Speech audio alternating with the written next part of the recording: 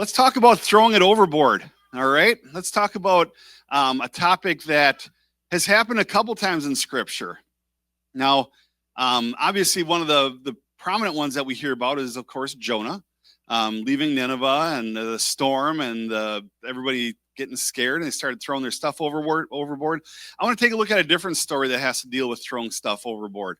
And it's this is a topic that I guess if we were to get down to it, might actually circle more around beyond throwing stuff overboard. It's about boundaries. You have boundaries in life? The boundaries where you say yes to some things, no to other things, where you value your time instead of going again to another event, these sort of things. Boundaries, family members, friends, all of these things. And so I want to talk about that. This is going to be in a roundabout way, but I think there's a really valuable story in this for us.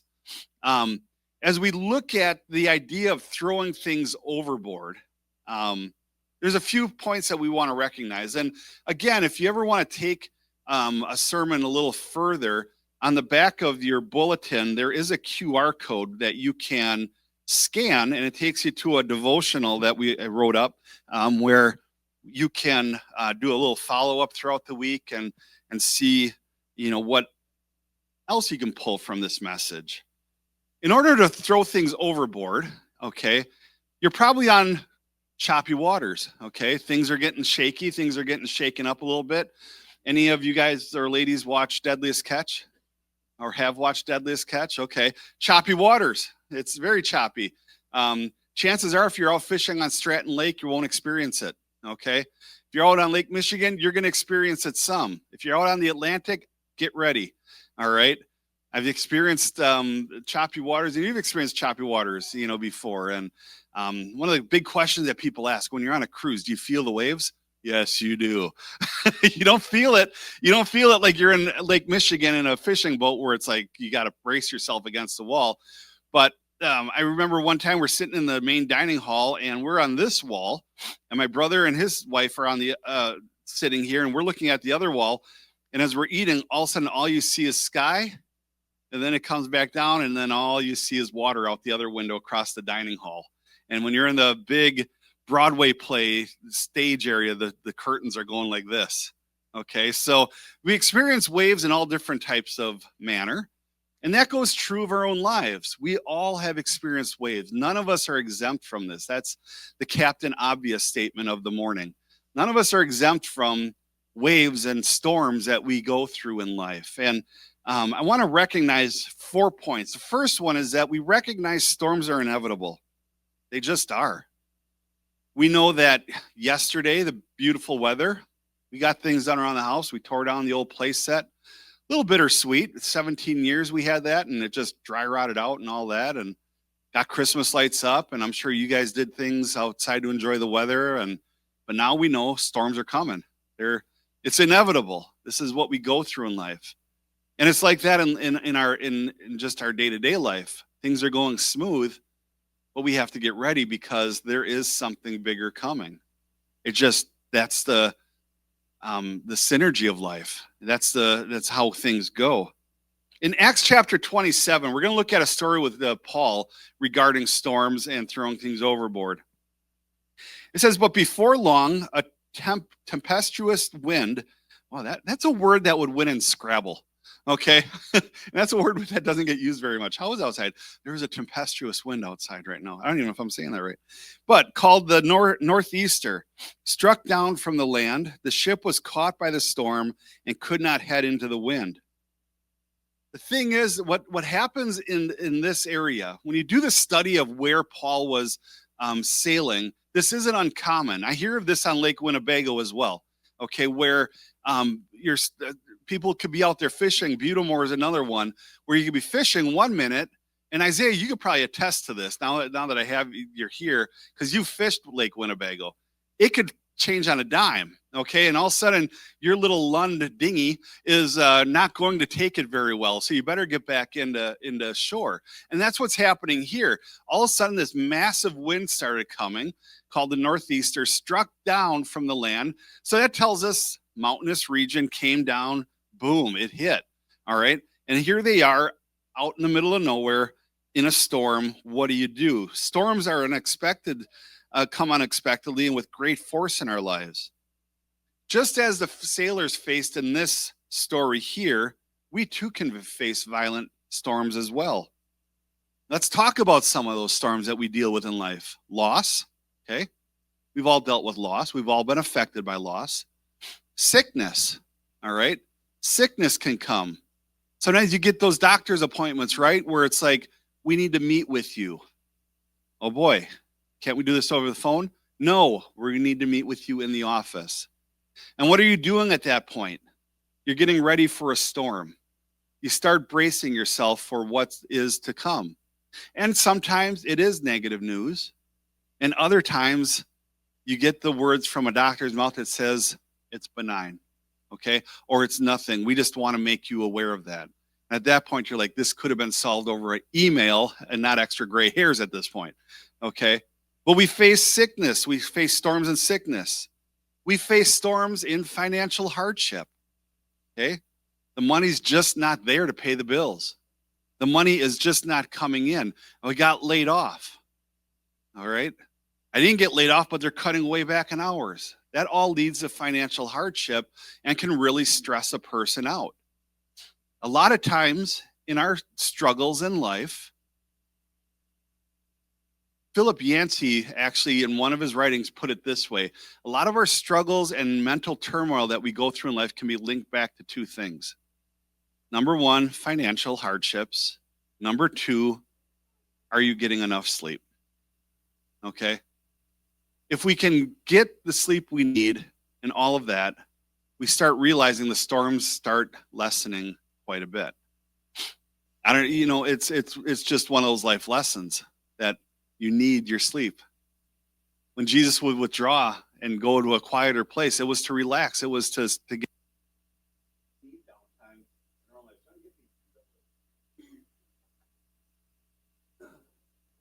So financial hardship and broken relationships, that can be another one that can affect us and cause storms. Broken relationships, that can manifest itself in what ways? Go through broken relationships. It can be a difficult moment in our time in our life where all of a sudden we're not getting along anymore. We've been together this long, and so all of a sudden, you know what? Things start shaking out a little bit. We hit a rough patch in our life, make a disagreement, or experience that in broken relationships as well. Sorry about that to our online viewers. Broken relationships with our kids, with our siblings, with our family. We experience broken relationships. So life storms often come not just in the form of external pressures, but from not setting healthy limits on what we allow into our lives. Again, boundaries. Boundaries are important. They are inevitable, partly because without boundaries, our life gets overloaded and vulnerable. One pastor I used to work with, he was always big about it. There's always, and you guys have these about me too, those common phrases that Pastor Bob uses, all right?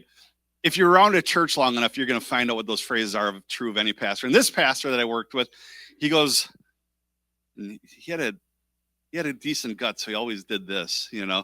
It was great. And so every once in a while I'll do that because I got one too. Yeah, anyways. He would say, we need to set boundaries because a river without banks is just a swamp.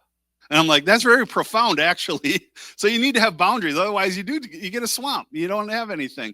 And so we have to set boundaries because they're inevitably part of our life, and we need to have them. Understand that life's storms are part of the journey. They are part of the journey. They're not necessarily a sign of failure, but what if they're even more so a testing of our faith? The Bible talks a lot about pruning and getting things ready. You are asking, you are going this way. God wants to take you there. There is going to be pruning that is going to happen. And they link a lot of stuff back in the scriptures, the vineyards and gardening and all of these things. I am not a green thumb, but I do know a couple things. Number one, if you have a nice marigold going, and you want it to grow even more, what is the process in which you need to do to that marigold to help it grow? It's called deadheading it. Not like Jerry Garcia, but it's like, some of you guys will get that. It's deadheading it, popping the old ones off, the dead ones off, so its energy can focus on the new stuff that's coming in. Next thing you know, you see it in our planters. Sharon and Dennis do such a great job there. They just start exploding.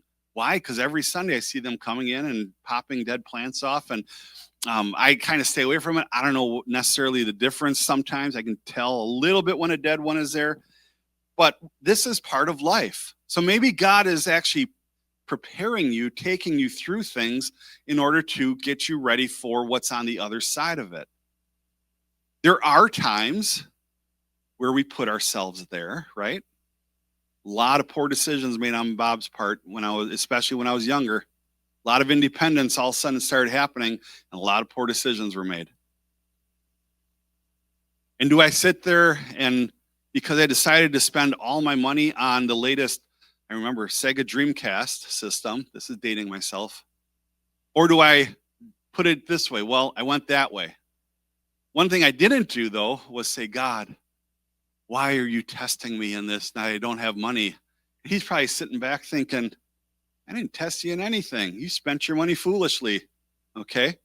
However, there are lessons to be learned even when we do things that are just like, God's not testing you here. I just made a poor decision. Now we got to get out of it. God's in the redemption business. He's going to help us through those difficult times. So recognize when lack of boundaries, it invites chaos, and commit to placing healthy limits in your life to prepare for the inevitable storms. Boundaries are huge. And how do we set up boundaries? Well, point number 2 is that there we go. Can you go to the next slide for me? The tech morning. There we go. Now I got it. Identify what we must throw overboard. If you're going to have boundaries, you got to throw stuff overboard. Let's look at what Scripture says. Acts 27:18-19. We're just jumping ahead a little bit in that story. The ship was so badly battered by the storm that the sailors began to throw the cargo overboard to lighten the ship. In order to survive this scenario, the crew had to get rid of the weight. And you know that's similar in our own lives. In order to survive a storm that we're going through, we have to get rid of the weight in life. We have to let go of certain baggage that hinders us. I've shared this story a long time ago, and I'm certainly not an Oprah follower. Okay, I just don't. Even when she had the talk show, didn't do anything for me. I remember watching a random clip, and she goes, the way I stay sane is I say no to a lot of things. And the interviewer said, well, you're saying no to a lot of good things that could really use your attention. She goes, I never said they were negative things. I never said they were bad things. But I have to give my attention to what I want to give it to in order to stay sane in this world. That stuck with me. When we say no to things, it doesn't necessarily mean it's a bad thing. It just means you need to take care of you. You need to say no to some things in life. We harp on this a little bit around holiday time. If you start looking at your calendar and you're like, work party, this party, that Christmas party, and you're like, I'm not even going to enjoy the season anymore, then what do you need to do? Set boundaries. What really matters? If you've had a year that was dictated by chaos and you're looking forward to the holiday season, maybe it's my age, but you know what I like to do on Christmas, at Christmas time when the kids are in bed? Sit in my recliner by the window. I've turned into an old man. I realize this. Watch the cars go by and have the lights, Christmas lights, just glowing into the living room with a book and a nice warm Mountain Dew. No, maybe hot chocolate. And just enjoy the moment. But you know when that doesn't happen is when I say yes to everything that's out there, and now I'm finding myself completely stressed out because the Christmas season is come and gone, and I didn't have time to relax. I use as an example, but think about that a little further. At jobs, they ask and ask and ask. Some things you just cannot say no to, okay? But some things you can say no to. There are things that you could just say, no, I think you need to find somebody else to do it. You need to find somebody else that can take that. Multiple things going on in the summertime. Graduation parties. How many have those summers where you get like a ton of graduation invites? Okay. You start picking and choosing a little bit because it's like every weekend is going to be taken up by a graduation party or a wedding. So you look at them. You know what? These are the immediate family. This is the close one. That's immediate family, but nope, I'm going to go to this one instead. You know, that sort of stuff. Okay. We have the immediate family stuff, the ones that matter. And then you look at the ones that are outside, set boundaries and say, I can't attend those. All right. High School 101, really quick for you. Most of the kids graduating, they're okay if you don't show up. Just send them a card and cash. Okay. They're going to be okay. You guys will be okay with that. Let's be honest. And so it's like, take care of yourself, prioritize. These are lessons that I've had to learn in my own life because I am a yes man. Somebody asked me to do something, I'm in. But I've also realized I need to take care of myself. So that's what's happening here. The ship is getting beat up. The storm is going. They're throwing stuff overboard. And in order to survive, the crew had to get rid of all that stuff. Again, how does that look for us? Certain baggage can come in the form of pride. Some of the baggage that we hang on to can come in the form of bitterness. Some of that baggage that needs to go overboard can also be unhealthy habits, toxic relationships, materialism. These are all things that we can look at our life and say, if I get rid of this, that's going to be a huge part of my life gone. And here's the psyche of that a little bit. For somebody, let's say somebody's drawn to toxic relationships. For some reason, they're always going in that direction, always finding themselves. I've talked to more than one person out in public that they would say, I don't know why I'm drawn to guys like that. I don't know why I'm drawn to women like that. Here's the deal. Throw it overboard. You're causing unnecessary storms in your life. But here's the real side of it, the psyche part of it. When something has been so much a part of your life or my life, let's look at materialism. When something is so much a part of your life that the pastor's up here yapping about throwing stuff overboard, and you finally do throw it overboard, a huge part of your life is missing at this point. That made up who you are. That made up what you did, and there's a gaping hole there. We need to be careful how we fill that. So all the time that was spent on mending a toxic relationship, you got to fill that hole with something else. And maybe it is getting involved in a group at church. Maybe it's ramping up your devotional or Bible study. Maybe it's volunteering somewhere. Because when a big part of your life is gone, even though it was negative, it's still a big part of who you were. And it's easy to fill that again with something that's lousy.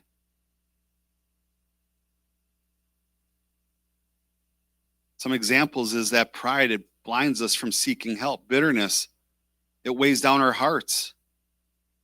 Excessive attachment to possessions or status, that can weigh on us as well. Saying no is essential to saying yes to the priorities God has given us. Throwing overboard unnecessary burdens means setting boundaries around negative influences and dependencies that will rob us of peace and freedom. And how do we do that? We pray. We ask God, God, show me. I'm stressed out. I'm tired. Every time I can sit down, I just fall asleep.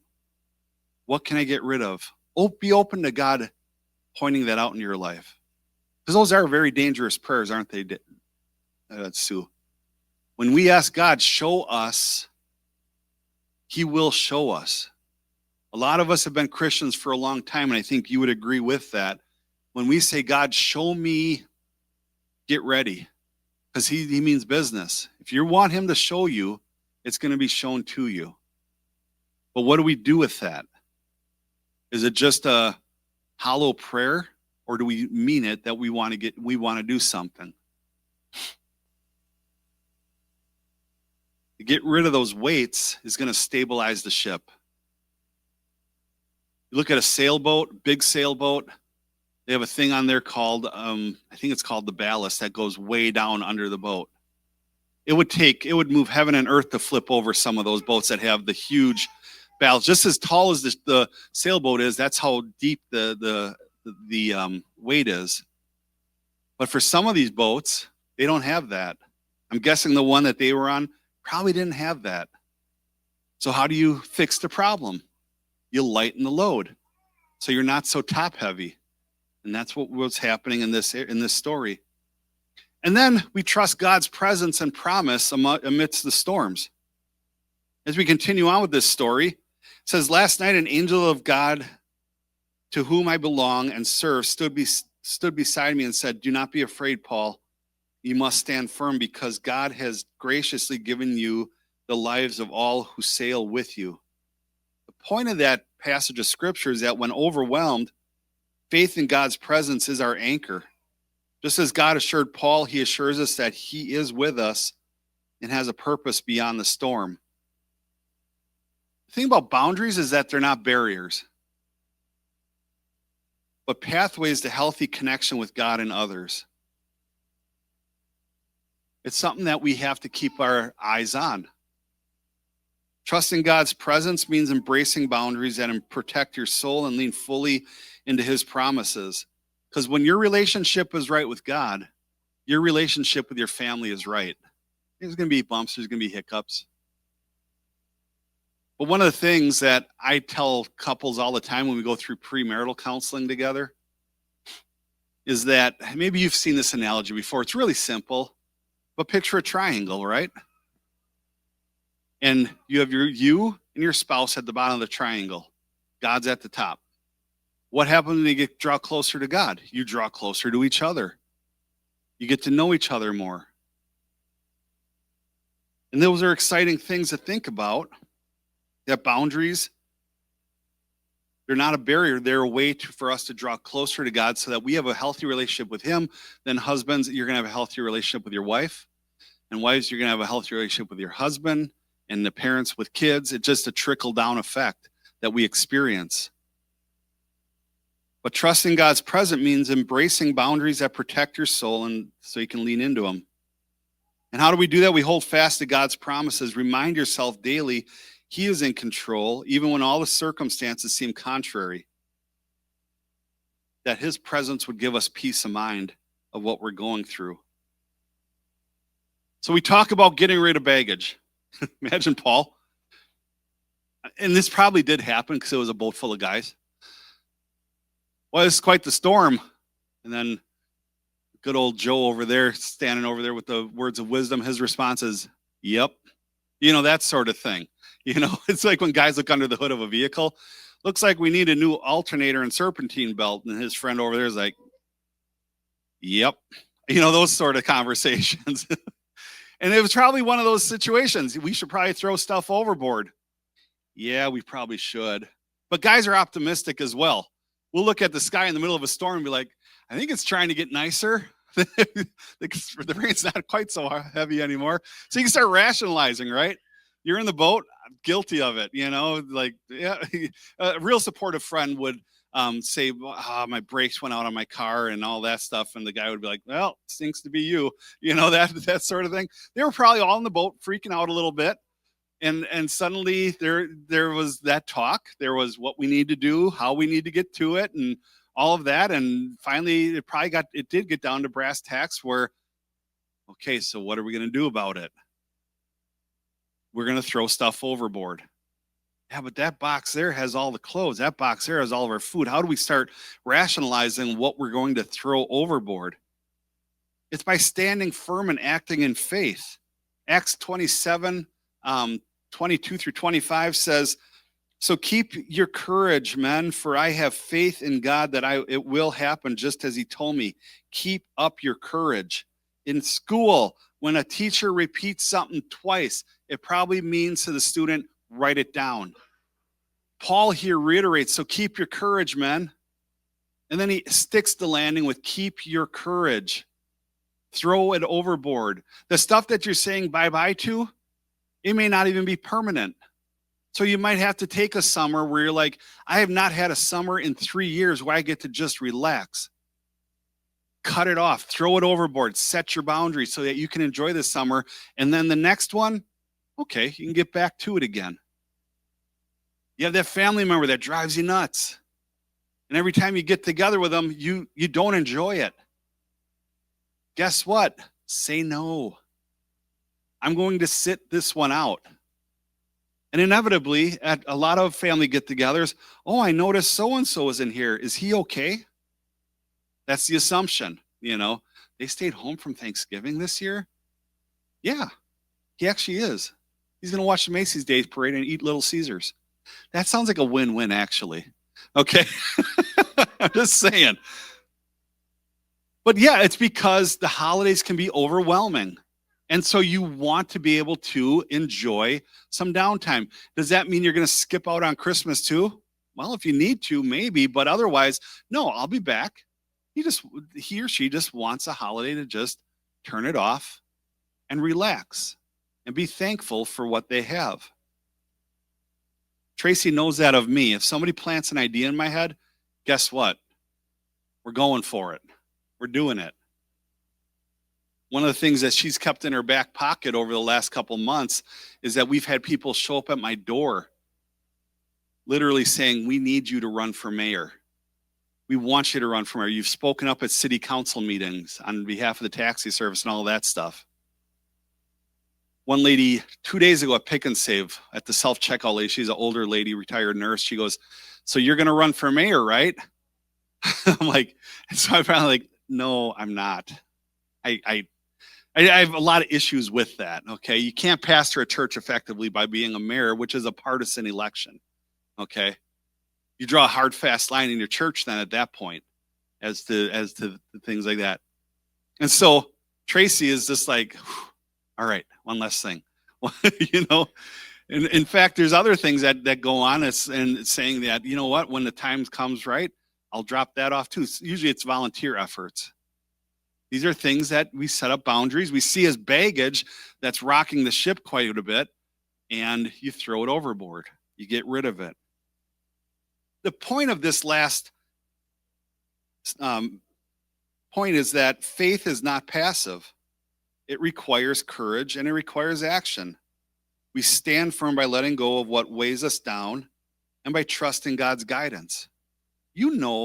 Chances are when you're going through a storm, you know what you need to do. It's the instinct, right? When the car blows a tire at 70 on the highway, when a car blows a tire and you do an 80 down Fulton, I'm joking.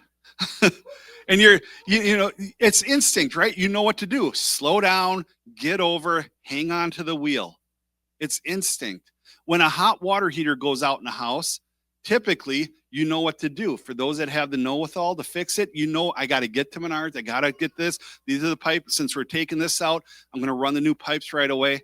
And you get on it. Or if you don't have the wherewithal to fix that, because it is a big deal, you know who to call.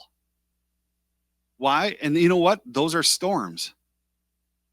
When we have a mental storm going on, and God's calling us to get rid of something, chances are, I'm willing to bet, we know what we need to do. We know what we need to get rid of. It's like a person that's going through a financial storm. Job dried up, all of that. I think it was Larry Burkett, the guy way before Dave Ramsey. He actually said, and he was a Christian guy, but he said he always has the oh no fund. Okay? The oh no list. Let me reword that. In other words, he has a list of things he can get by without. He doesn't need them. So if the storms of life hit, guess what? Cell phone gone, internet gone, this gone, that gone. Because if I need a cell phone, I can go get a prepay. I can do that. If I need a cell phone, I don't even need to pay for a service. I can just buy a used one somewhere, set up a free Google number, and whenever I'm in Wi-Fi, I have a phone number. I don't need internet. I could go to library, or I could pull into any number of parking lots and use that device for that. He had the oh no fund. It's like we're equipped. God equips us with knowing what we need to do to settle the storm. But here, as we said, it's not passive. You got to act on it. Courage in establishing boundaries is a demonstration of our faith in God's protection and provision. Our acts of faith include saying no to what harms us and yes to God's direction. So even when the outcome is uncertain, we need to step forward in obedience and courage, knowing God is our refuge. And let our faith be active, not hesitant, trusting He will lead you safely. Because, again, going back, that was a big part of what you just threw overboard. You know that. God knows that. But He fills those needs. He fills those spots. I love being on the run. I love doing this and that and everything else. And now I'm just sitting at home. Give it a month. You're going to learn to love it. You're going to learn to enjoy some downtime. All of a sudden you realize, oh, I got kids that live here. Hi, James. How are you doing? You know, that sort of thing. You start noticing a little more. You're getting healthier again mentally. So we all face storms that threaten us to sink us. Like Paul's ship, survival depends on what we're willing to let go. We have to set boundaries. We have to know what we need to do. And I would encourage us to trust God on that. To throw off anything that burdens us and stand firm, because He's going to lead us safely back to shore again. And that's how this story ended. He's going to lead us back to where we need to be. Worship team, if you want to come up. And some of us, we've been on the journey so long, we don't know where we need to be. You're living the single life. This is the progression of life. You're living the single life. You have your stresses, you have your moments, you have all of these things. You get married. Now there's 2 calendars to work off of, and you're enjoying life, but there's a little more hiccup. There's a little more things going on. Now you're married. Now you're looking at 2 jobs, a house, all that stuff. Then kids come along, and your calendar explodes. But this is the life. This is where you keep going, and more you got to reassess and say, this is what I need to get rid of. This is what I need to do in order to stay sane. Why? Because first and foremost, it keeps us in touch with God so that we can hear from Him amongst our busy lives. So, yeah, Brian, if you want to come on up.